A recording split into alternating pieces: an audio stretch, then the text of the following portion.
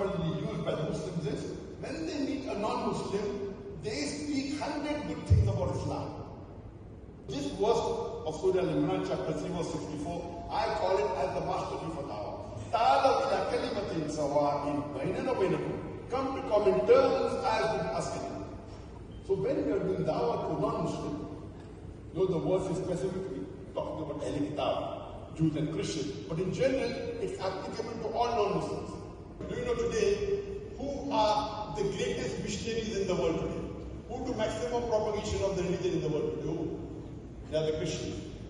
They leave the country and they fly across continents and spend their full life. The Christian missionaries today are in hundreds of thousands, right or wrong? They are going and staying in Pakistan, in India, in Africa, hundreds of thousands. So this is an excuse for not doing dawah. It's an excuse that when we go to non-Muslims, they tell us, oh, the Muslims themselves are not good.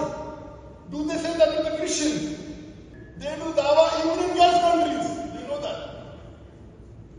In the name of education.